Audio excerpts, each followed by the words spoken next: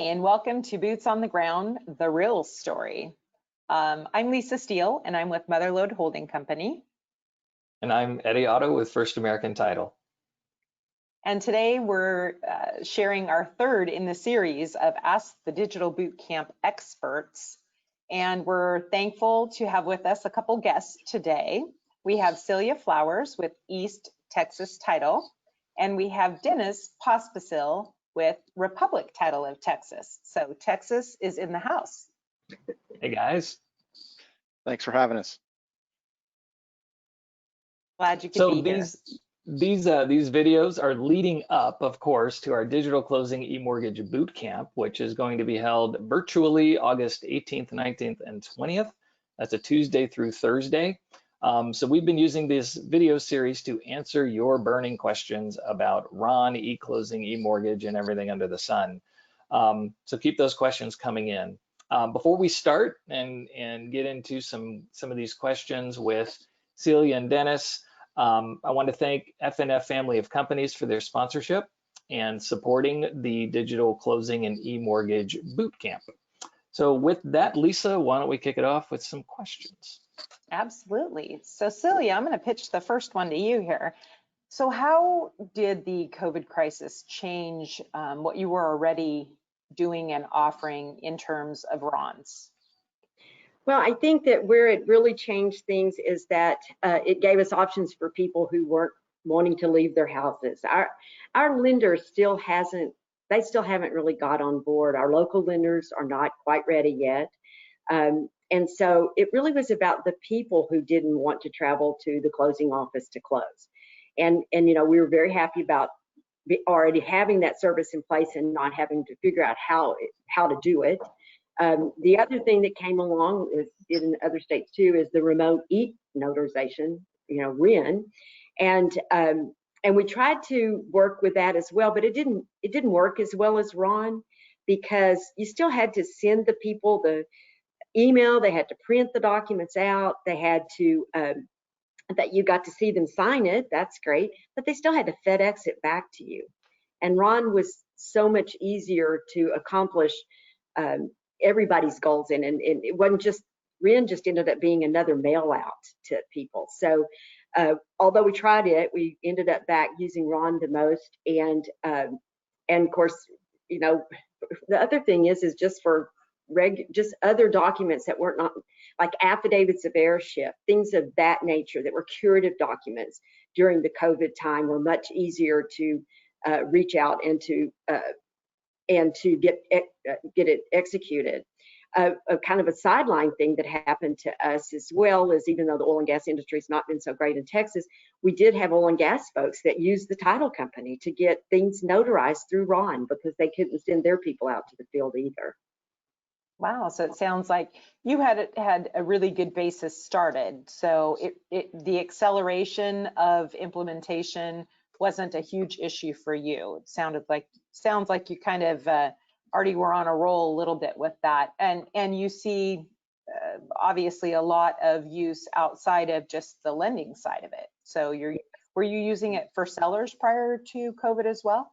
Absolutely. The sellers were kind of our first market, that going to the realtors and saying, we can sign your sellers up, and guess what, you can attend the closing from the bench up at North Park Shopping Center. And that was the first line of marketing, which came along before COVID, of course. And so we were using that sellers market or cash deals that didn't include a lender. That was really primarily where we were using it.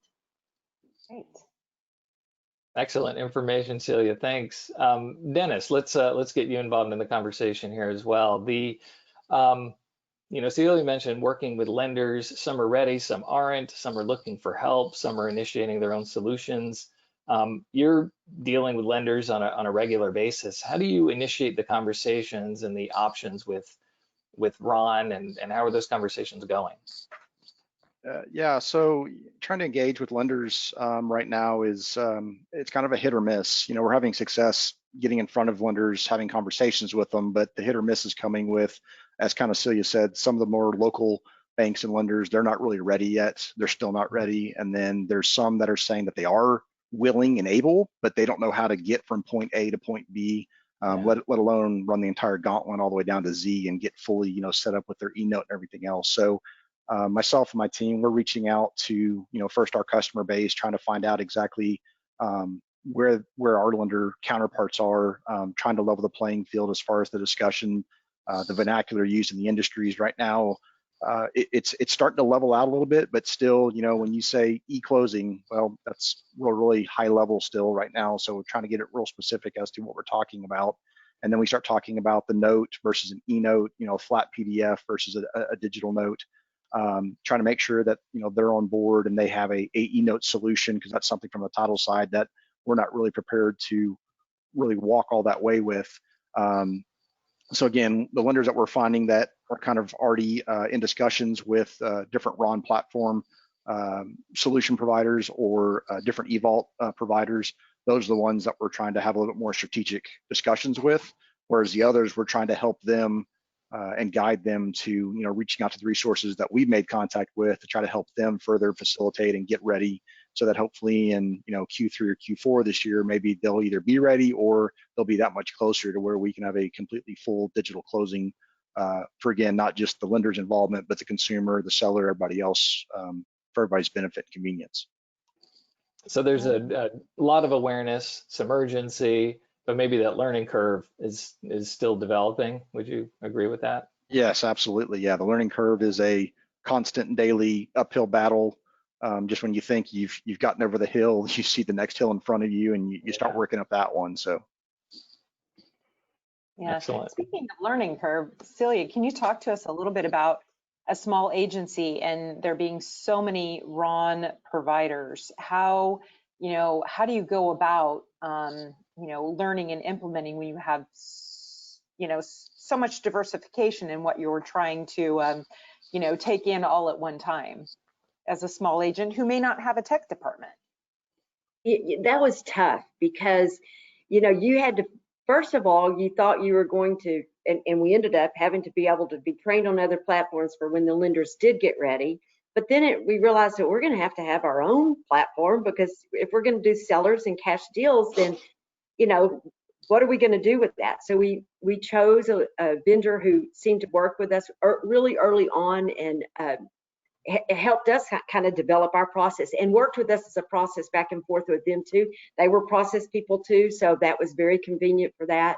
And we did that early on. I think what really hit the independent agents hard out in the rural area, Dennis, but probably not in the city, but what it hit the independent agents hard is they had not latched on to a vendor when the COVID stuff hit, and then the vendors were too busy to help them.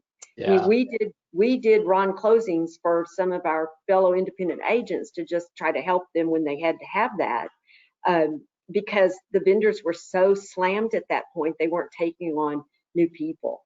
So we were happy we identified with somebody early on and got into their camp, and then we still trained in all the other platforms that our lenders told us they were at least going to be using. Wow, still a lot of challenges out there. So even getting into a few more challenges, Dennis, we know that through the RON process, there's the use of knowledge-based authentication questions known as KBA. Many states require that as part of the signers authenticating into a platform. So sometimes they don't pass those, or they have issues with those. So what are some suggestions on how you prepare signers to be ready for that quiz, if you will? Yeah, that was an early struggle that, well, not even say early, we're still probably seeing about a 20% failure rate on our RON sessions, that we've kind of had to reenact some different pre-signing procedures per se, or quality control steps, to where, again, we can't really get involved and help the signing parties answer those questions, but we can do a better job of preemptively educating them on what to expect. And we're kind of doing that through our own learning curve of, as individuals continue to fail those questions, we try to get some feedback from those consumers as far as, how far back did the KBA go? Was it 5 years? Was it 10 years? Was it 15 years? What were some of the questions that you were seeing? So we were trying to get some high level stuff that we're constantly reevaluating and replugging back into some of our communication pieces to basically just say, hey, you know, Sam Seller or Bob Buyer, whoever we're talking to, here's what to expect. You know, you need to have a valid social security number, you need to have credit established. And those two questions usually get a whole, oh, you know, why are you asking that? That's kind of sensitive. So we go on to further explain, you know, hey, we're not diving into your personal world. This is all tied to the KBA questions or knowledge-based authentication questions.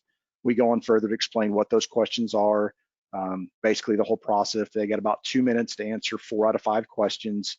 If they get, you know, more than one question wrong, they're going to fail, but they do get 2 attempts, which most times, again, you know, 20% we're seeing a failure, but most times that is getting us over the curve, because after they tell us they fail once, we kind of stop and say, okay, look, do you have certain pieces of information around you that you can look in a file real quick to answer a question about, you know, what color car was it 10 years ago that you bought, or what street address did you live at, you know, 6 or 7 years ago? Sometimes we luck out and the questions for the individuals going through the KBA are real easy. And then other times they're just out of left field because maybe it's a investor that's going through the process and they own 20 or 30 pieces of real estate. Well, maybe they've never actually lived at that property. Well, it's still showing up saying, hey, do you recognize this property address? And they're like, I don't know. You know, I've done so many transactions. It's how much else I know that. So it's not a huge struggle, but it is kind of a catching people off guard as they're going through the process. So one of our stop gaps has been, you know, as they're going through KBA, if they fail the first time, we basically say, stop, don't do it again. Let's have a side conversation and let's try to make sure you fully understand the communication that we already sent to you prior to the signing experience to make sure that y'all are ready to try this again. Sounds like good advice. Yeah, it's pretty scary that people have to study for the test about themselves. But it also sounds like both Celia and Dennis that, you know, with this Ron stuff, there's, you know, many struggles and challenges, et cetera. Even once you get used to the technology and you clear a transaction, and it sounds like maybe the only way to figure this stuff out is just to go right through it and start experiencing it. But we're just about out of time, so I'm gonna wrap us up here. We're going to continue to have these conversations and answer your questions, so please keep them coming in at alta.org/RON for Ron. And our next video is going to be a lender discussion on how their process our lenders are adjusting their processes to adjust during COVID-19 and the future of e-mortgages now that we have all this increased awareness and urgency. Lisa, why don't you take us home here? All right, so we hope that you plan to join us for our virtual boot camp, because these little informational webinars we have are only just a slice of the wisdom that will be shared by many at the virtual boot camp. And that will be August 18th through 20th, and registration will be open soon. So please watch out for that, sign up and hear from great people who have a lot of experience in this arena. So we hope to see you there, and thank you again for watching today. We'll catch you on round 4. Thank you.